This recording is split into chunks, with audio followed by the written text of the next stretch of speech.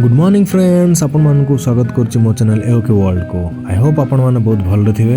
आज हम जाउ गोटे स्पेशल आइटम बना पे जाना होछि डालचा।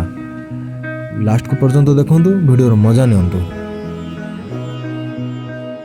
या पय प्याज को मु गोटे दुईटा प्याज को साइज कर चॉप कर देछि। आ बोट डाली को मु भिगे देछि पूर्व राति रो। प्रेशर कुकर बसवार अछि मीडियम आंच रे। 3 ରୁ 4 चम्मच तेल पकेबे। तेल गरम होला परे आपण पंचफुटण को पकेबे। ता संगे भुसंगा पत्र टी पकेबे।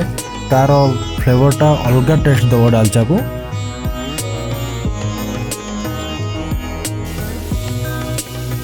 तापरे आपण कटा हितवा प्याज को पकेयंतु आ ताको फ्राई करंतु अल्प लाल ला पर्यंत।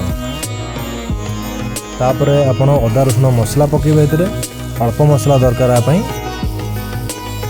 किछि लंका गुंड हल्दी गुंड पकई ताको फ्राए करंतु भलसे। फ्राए होला परे सेतरे आपण टमाटो जो काटाई के रखा हितो ताको पके देबे। किछि टाइम एमदी मीडियम आंच रे फ्राए करिवे। एपटे जो बैगण अछि ताको मु छिली दोछि प्रॉपर्ली। आउ बैगण जेंदी बनाते सही साइज रे सही शेप रे देखंतु एमदी काटिया पड़िबो। काटी के ताको पानी रे पकई धोई दे प्रॉपर्ली। तापरे ताको प्रेशर रे पकई आराम से मसला रे धीरे धीरे मिक्स करंतु।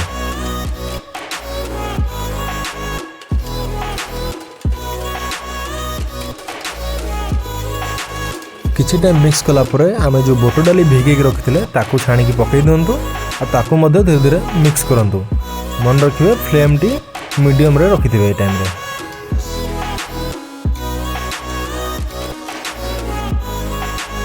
गोटे जिनस मन रखिए मिक्स कला पर एतरे डायरेक्ट पानी देवेनी। पानी किछि उषुम कर दियंतु जा फल रे जो बैगनटा अछि से स्मूथ रहइबो।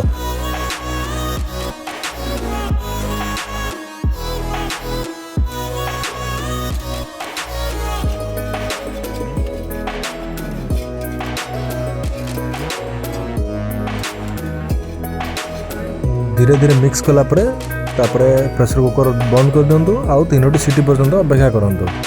ये देखो आपंकर स्पेशल डालचा रेडी होती। लास्ट मोमेंट रे आपन सेतरे तेंतुली पानी जो चकटी रखते ताको पकेबे। खटार मजा तो स्वाद को नियारा करिवो। हे देखंतु वीडियो भल लागिथिले सांग मान सहित शेयर करंतु और तरकार मजा नियंतु।